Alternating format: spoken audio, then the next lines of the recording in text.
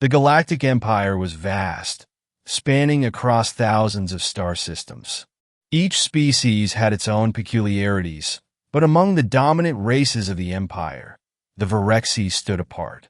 Their ruling class, the Aurelian matrons, had long since perfected the art of genetic control. Fertility was a matter of strict cycles, regulated and dictated by societal needs.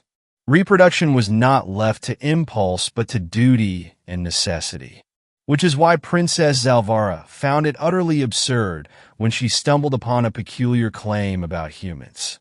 "You're telling me humans don't have fixed mating cycles?" she asked, narrowing her emerald slit-pupil eyes at the hollow screen.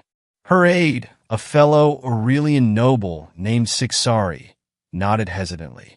"Correct, Highness. Humans are capable of reproduction at any time of the standard cycle." Zalvara scoffed.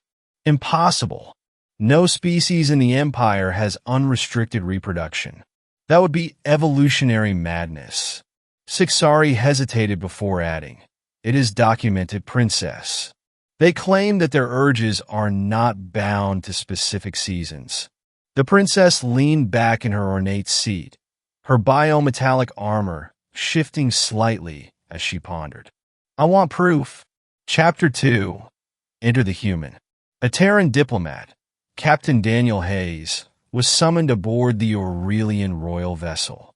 He had expected negotiations, maybe a discussion of trade agreements. Instead, he found himself standing before the imposing figure of Zalvara, her radiant blue skin shimmering under the bio-light of her throne room. "Captain Hayes," Zalvara addressed him, "is it true that humans can reproduce at any time?" Daniel blinked. Of all the things he expected to be asked today, this wasn't one of them. "Ah, yes," he replied cautiously. Zalvara studied him. "Explain?" Daniel scratched the back of his head. "It's biological. Unlike species that rely on fixed mating seasons, humans are capable of reproduction year-round. Our species evolved this way due to the lack of extreme seasonal conditions on Earth." The princess narrowed her eyes. "And you claim this does not destabilize your civilization?" Daniel chuckled. "Oh, it does. We have entire industries built around managing, let's say, the consequences." Zalvara's curiosity deepened. "I will require further demonstration." Daniel choked on his breath. "Wait, what?" Chapter 3. The Royal Study. Zalvara was a scientist as much as she was royalty. She arranged for an in-depth study, analyzing everything from human pheromone cycles to their hormonal triggers. Daniel, much to his chagrin, found himself under constant examination. "Drink this," she ordered, handing him a vial. "What is it?" Daniel eyed it suspiciously. "A neutral extract. It will not harm you, but it will allow us to measure your species' reaction to external stimulants." Hours passed. The princess recorded everything meticulously. But the most baffling discovery wasn't their reproductive flexibility.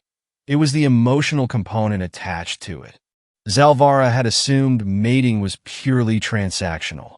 However, human intimacy came with a profound level of emotional connection, something she had never considered.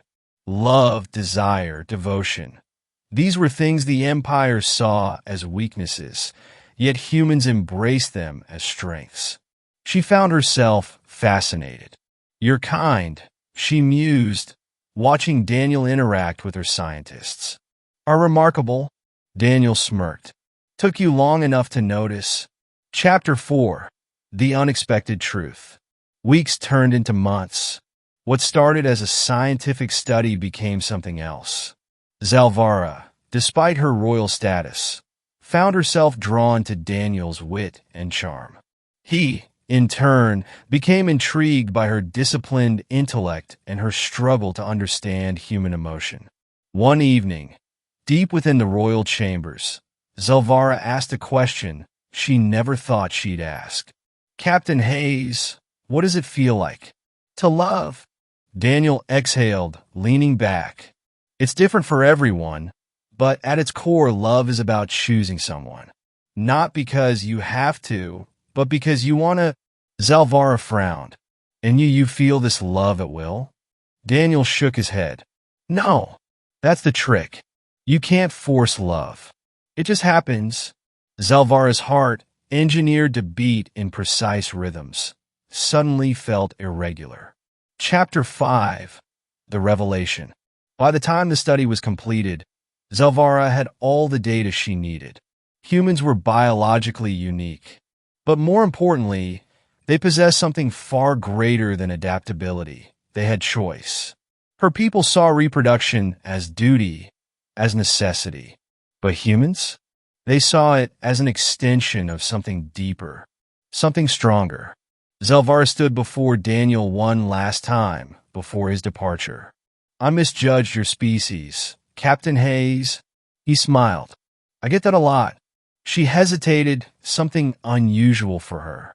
What if, she started, her voice uncertain. What if I wish to understand this choice? Personally, Daniel tilted his head. You're asking if you and I?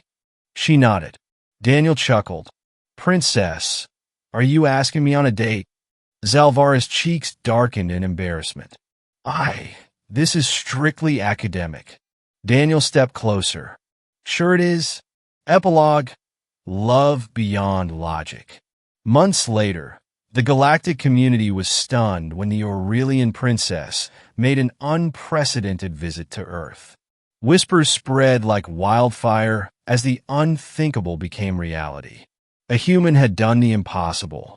He had made an Aurelian princess fall in love. And for the first time in her life, Zelvara understood the true power of humanity. Not their science, not their adaptability, but their hearts.